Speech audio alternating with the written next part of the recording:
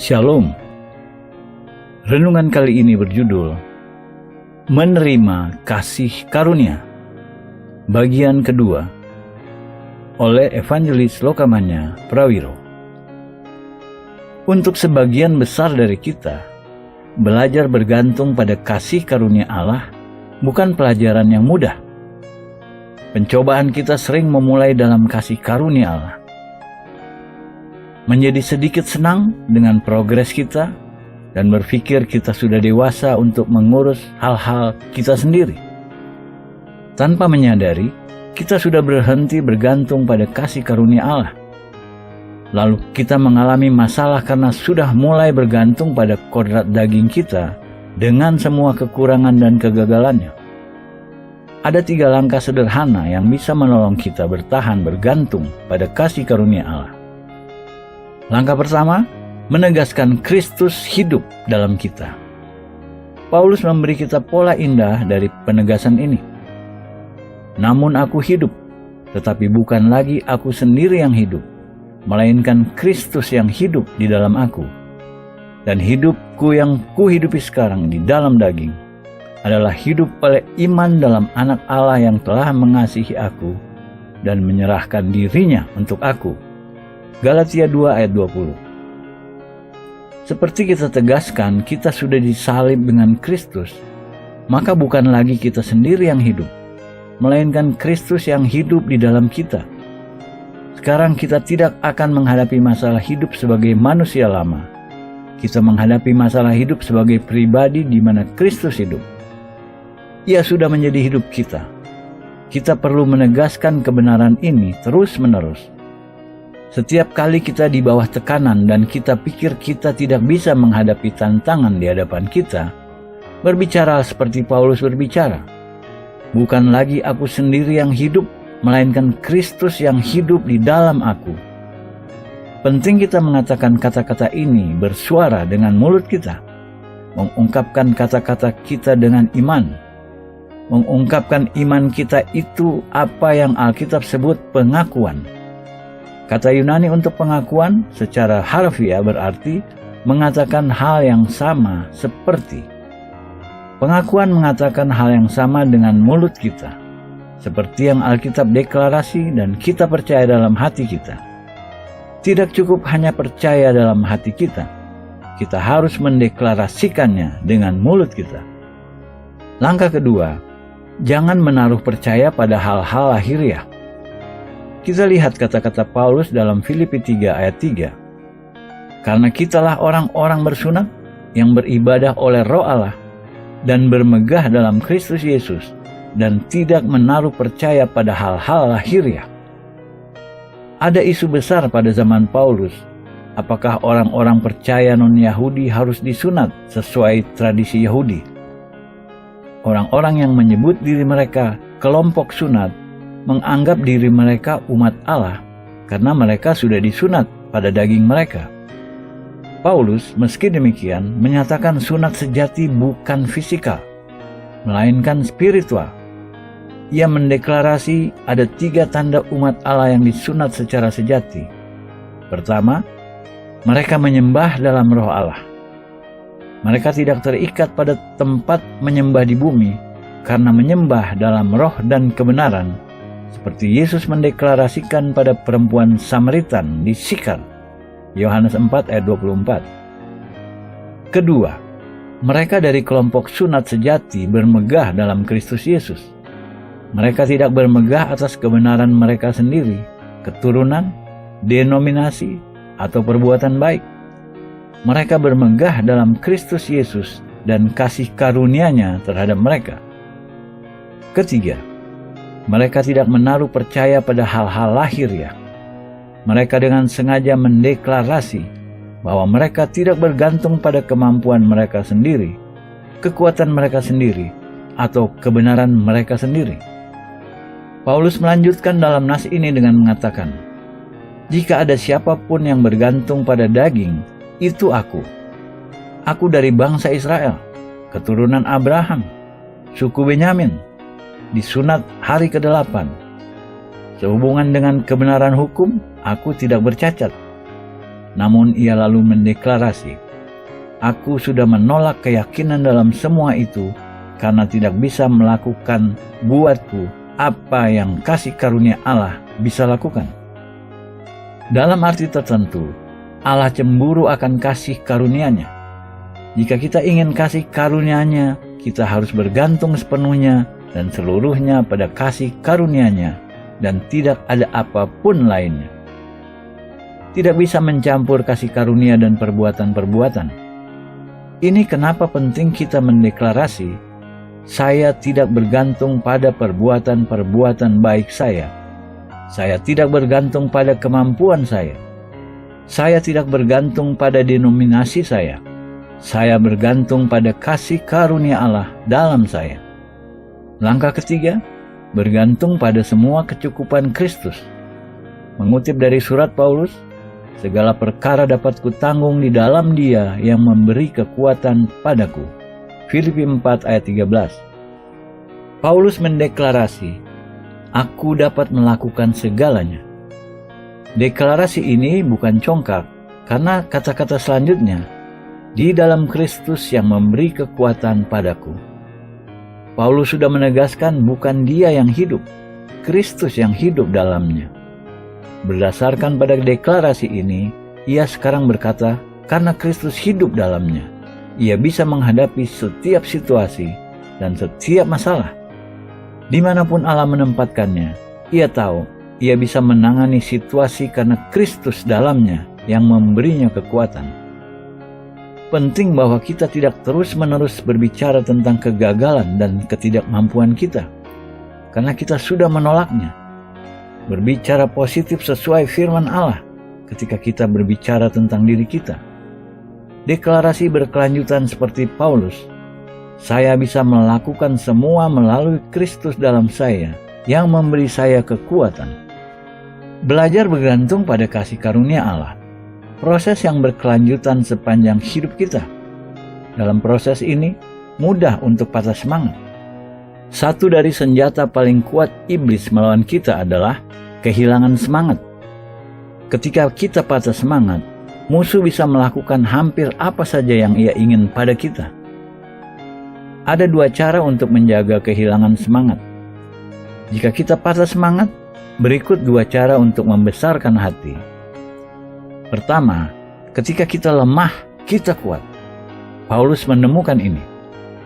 "Tetapi jawab Tuhan kepadaku, cukuplah kasih karuniaku bagimu, sebab justru dalam kelemahanlah kuasaku menjadi sempurna. Sebab itu terlebih suka aku bermegah atas kelemahanku, supaya kuasa Kristus turun menaungi aku." 2 Korintus 12 ayat 9 dan 10. Paulus menemukan ketika ia merasa lemah, ia tidak boleh patah semangat, karena ketika ia lemah, ia kuat. Dalam arti tertentu, baik merasa lemah, karena ketika merasa lemah, kita dipaksa untuk bergantung pada kasih karunia Allah.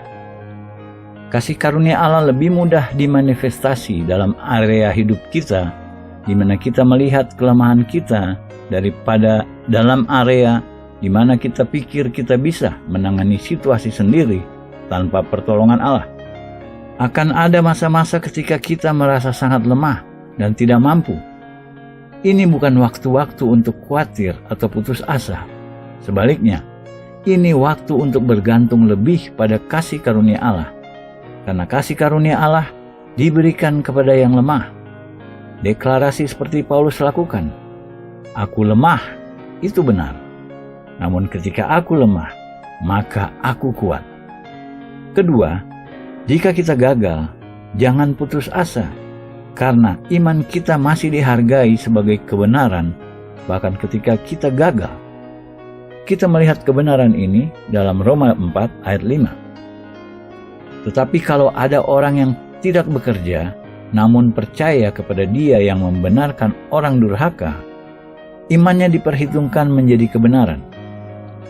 Bahkan ketika kita tidak melakukan hal yang benar, bahkan ketika kita gagal, jika kita terus percaya dan mempercayai Allah, iman kita masih diperhitungkan pada kita sebagai kebenaran.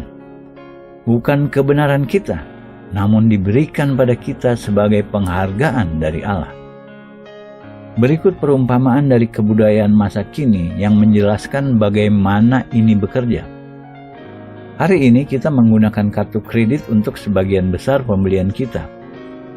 Kita tidak memiliki uang tunai di tangan, namun kita menyerahkan kartu kredit dan diterima seperti tunai.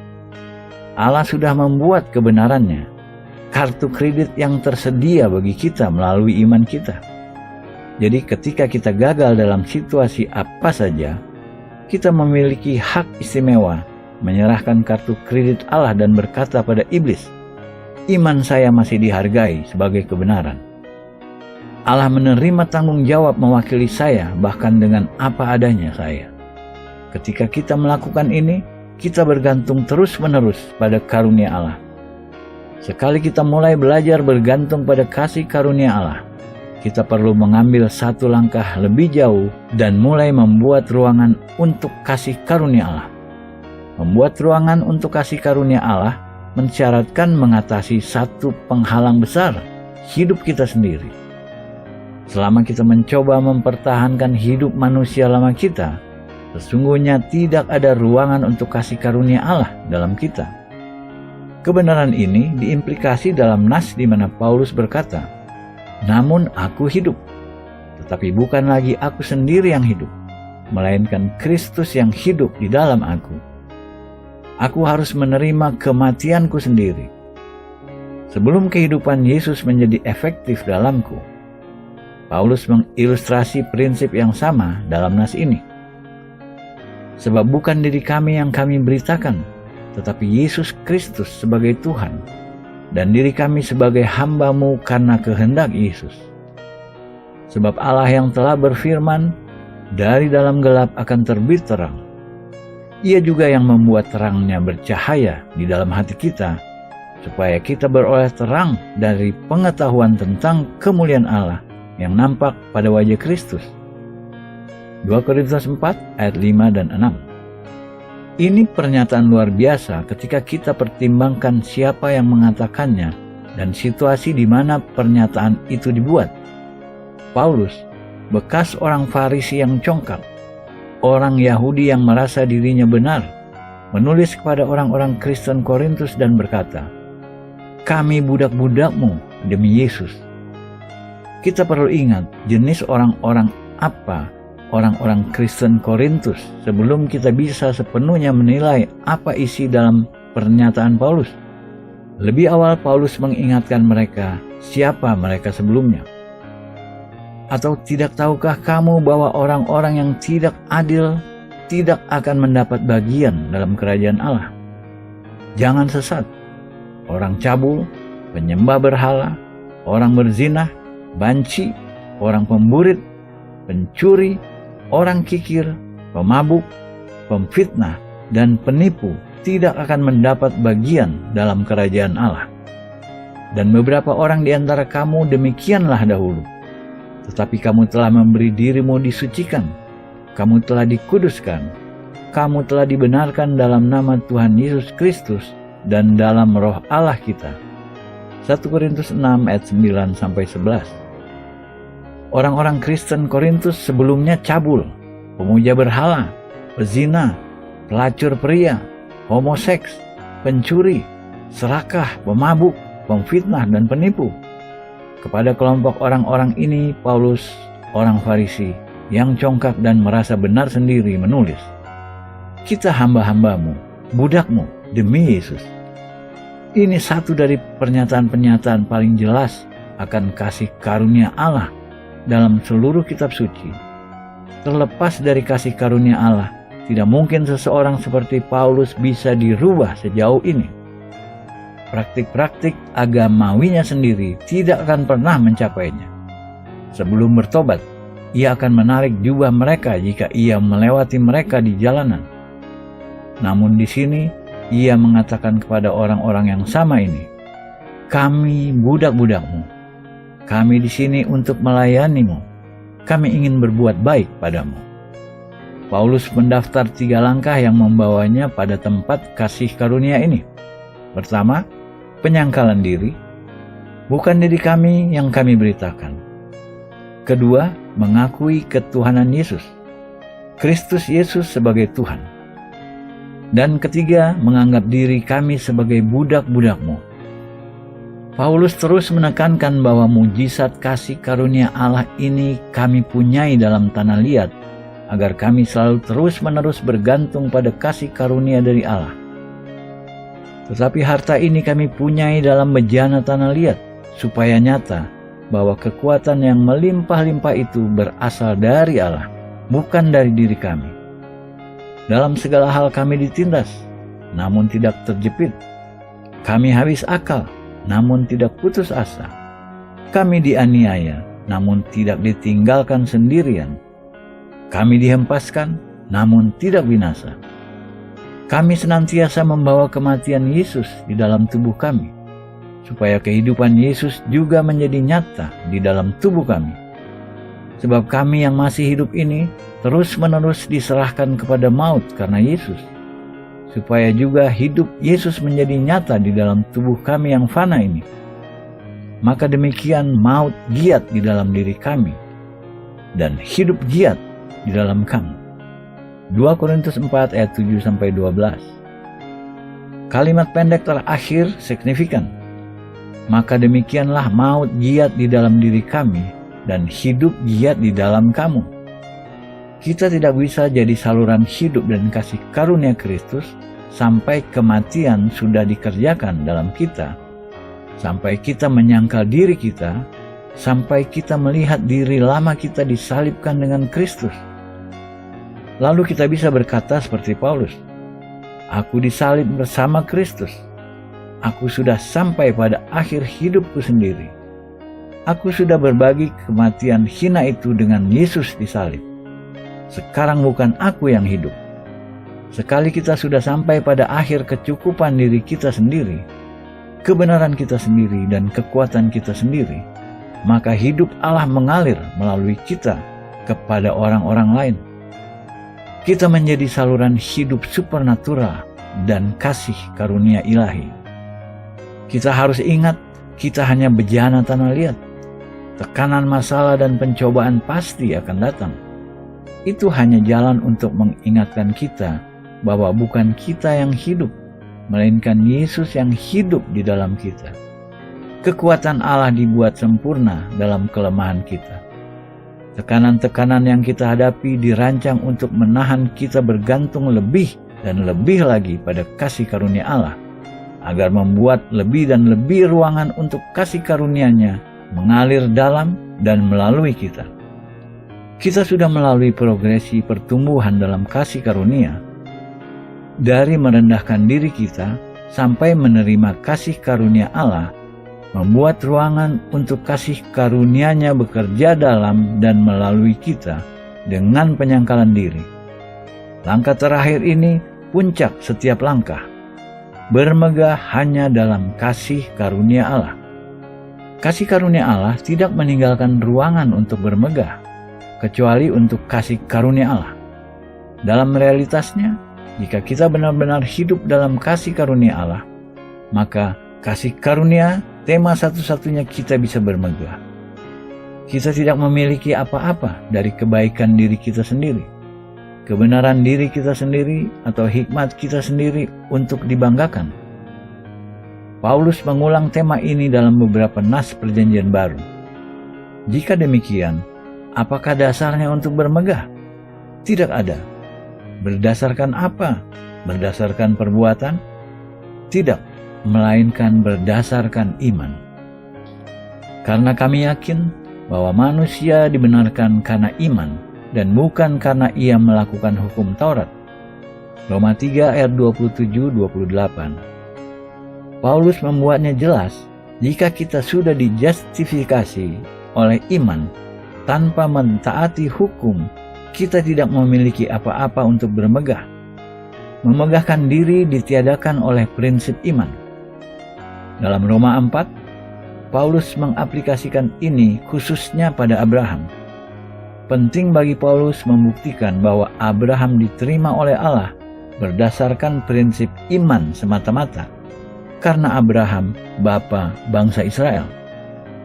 Dengan menunjuk pada pengalaman Abraham, Paulus mempresentasikan kunci di mana Israel bisa mengerti pengalamannya sendiri. Paulus hati-hati menunjukkan bahwa Abraham tidak memiliki apa-apa untuk bermegah. Ia juga dijustifikasi oleh iman tanpa perbuatan-perbuatan. Jadi apakah akan kita katakan tentang Abraham, bapa leluhur jasmani kita? Sebab jikalau Abraham dibenarkan karena perbuatannya, maka ia beroleh dasar untuk bermegah, tetapi tidak di hadapan Allah. Sebab apa dikatakan nas kitab suci? Lalu percayalah Abraham kepada Tuhan, dan Tuhan memperhitungkan hal itu kepadanya sebagai kebenaran. Roma 4 ayat 1-3. Abraham menerima kebenaran dari Allah tidak berdasarkan mentaati hukum atau melakukan perbuatan-perbuatan baik, namun karena ia percaya dalam kasih karunia Allah, dan berdasarkan imannya ia dihargai dengan kebenaran. Abraham menerima kartu kredit luar biasa kebenaran Allah. Bahkan ketika kita tidak hidup sesuai standar ukuran kita harus hidup, iman kita masih dihargai sebagai kebenaran. Kita tidak pernah bisa membayar tunai dengan perbuatan-perbuatan baik, namun kita bisa memberikan kebenaran kartu kredit Allah.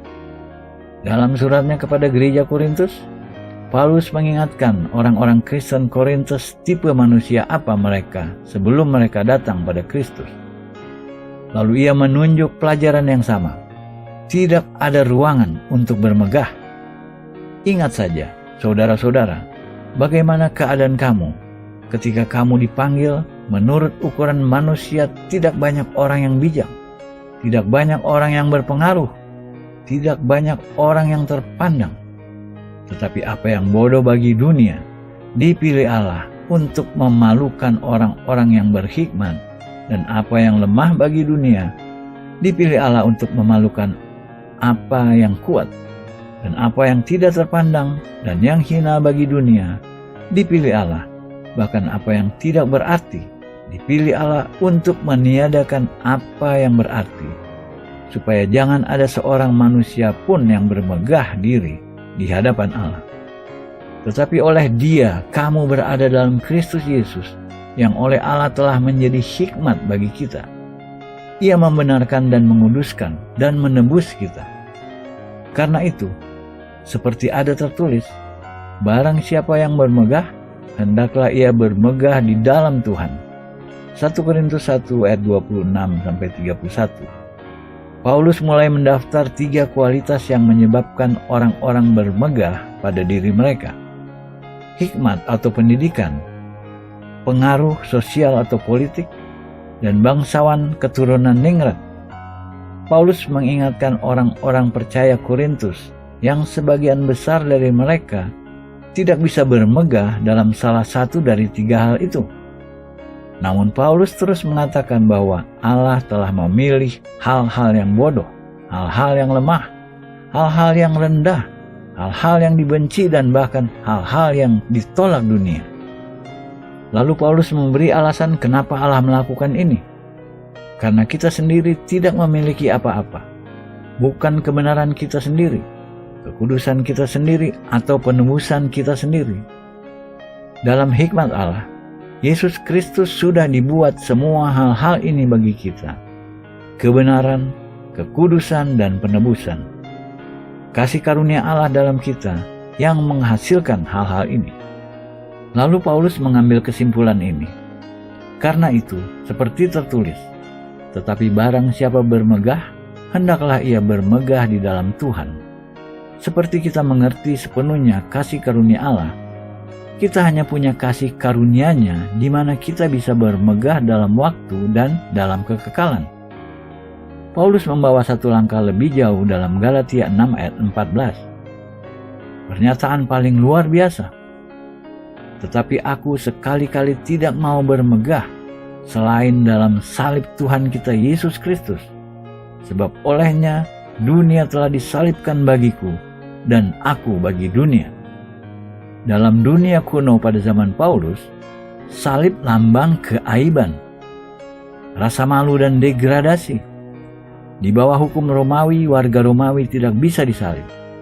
mereka dieksekusi dengan cara lain karena penyaliban merendahkan kehormatan warga Romawi. Paulus tidak dieksekusi dengan penyaliban karena ia warga Romawi. Dalam pernyataan ini, Paulus berkata, ia akan bermegah hanya dalam hal yang paling memalukan dalam kebudayaan zamannya, salib. Paulus bermegah dalam penyaliban Tuhan Yesus Kristus. Meski demikian, karena melalui salib, kasih karunia Allah dibuat tersedia baginya. Semua kemuliaan, kemegahan, sepanjang kekekalan untuk kasih karunia Allah. Dalam kasih, ia telah menentukan kita dari semula oleh Yesus Kristus untuk menjadi anak-anaknya sesuai dengan kerelaan kehendaknya, supaya terpujilah kasih karunia-Nya yang mulia yang dikaruniakannya kepada kita di dalam Dia yang dikasihinya.